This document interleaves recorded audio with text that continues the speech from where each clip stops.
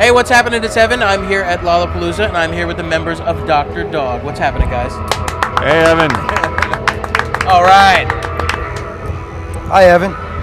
So tell me about Fate. Obviously, it just came out just a little while ago. How does it feel to get the record finally out there? Oh, it feels great. We started making it in January, made it real fast, as fast as we could, and then just been sitting back waiting for it to come out while we're at home doing other things that are also as fun. Tell me how the title for Fate came about. I mean, looking at the cover, you see that lovely knitted embroidery thing of, like, you know, Bonnie and Clyde, like an ancient That's picture. actually from a Chicago native. Yeah. The Ken Ellis. He works at the Rainbow Room. Oh, okay. He's a Rainbow Club, yeah. He's awesome artist. And we were at that club and we saw that painting. Yeah. And we bought it from him straight up right there. And so we had that. But we had a song called Fate, which is now called The Beach. Okay. And we had that song, and Mickens and I started talking about, you know, you're probably better at this, Scotty. You got probably a little more verbose and good. Pass the mic. Well, yeah, then we decided to call the album Fate, and the image seemed to fit right in with the general aesthetic of the way we were looking at the subject of fate in a real general sense. And so it's one of the many things about making the album that was kind of a happy accident, things sort of pleasantly falling into place. And so yeah, check out Ken Ellis too on top of it all. So did the writing process change at all? You put albums out, you know, pretty quickly. Was it that you had so much material left over from the first one? Are you one of those bands that write stuff all the time? Yeah, we write stuff all the time, as well as we have songs and songs piled up from years and years of writing songs but not really being in a band. So every time it comes album time, we just start choosing more or less randomly from a huge pile of stuff that could span, 10 years of songwriting. And that's what we did with this album. And again, this is another one of the things that sort of fell into place. It seemed that all the lyrics kind of fit together in a way that we hadn't really intended. And at times a kind of dizzying kind of way to see all these similarities popping up out of what seemed like just complete random choice. And that's again how the album and Fate sort of started to work its way into what we were doing. Now, one of the songs that I really love that I can't stop listening to is The Rabbit, the Bat, and the Reindeer. Is there a story behind that song at all, or? Well, it's probably one of the most ingenuine songs I've ever written, because it was an exercise in like trying to make a hate song, to really just try to tear someone apart in a song, which I've never done before. But I don't feel that way about anybody, and there was no one I could specifically direct it at. So I just wrote what I thought was a vague cut up on somebody who doesn't actually exist. And then at the end I sort of transferred it into something that was going on in my life personally, and then decided that I was just going to keep the aspects of the relationship that I liked and get rid of the rest of them.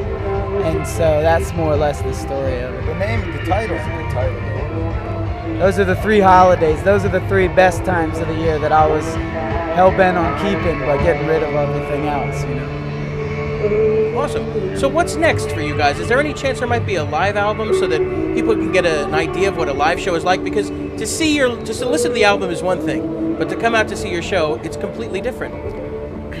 I think we'd do a live album. It's not being talked about or anything, but get confronted with the option, I'm sure we'd take it.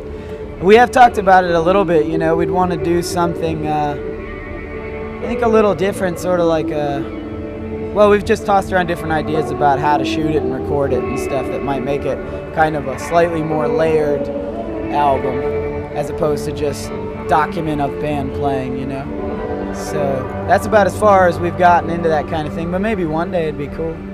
Was there a lot of material left over from Fate? Did you have to trim it down to the number of songs, or was...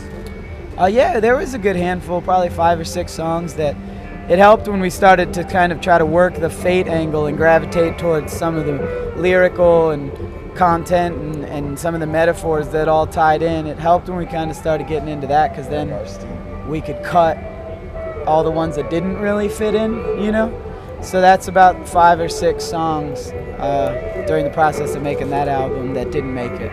So not that it was like a concept album per se, but you wanted to keep things relevant to what Fate was all about. Yeah, it just became fun to play with, you know. So that made the song selection a little bit easier because if a song didn't fit in with it,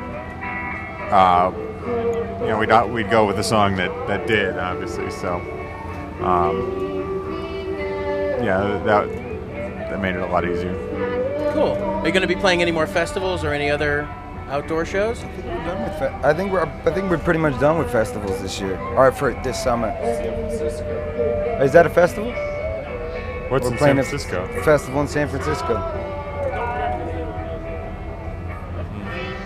Well, we'll be there. There's a rumor that we were playing in a festival in San Francisco. Yeah. Okay.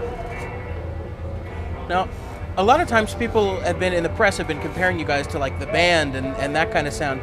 Do you take that as a compliment, or is it because your sound is so unique? It's like, no, we're kind of our own thing. Yeah. You take anything as if you get compared to one of the best bands ever, it's always a compliment. But you also do want to stress the point that Rich Emanuel didn't write our songs. We wrote our songs. And if you comparing us to the band, if you're saying these songs are as good as the band, but we're our own band. So it gets a little frustrating sometimes, but who cares? I mean, it's better than being compared to like Depeche Mode or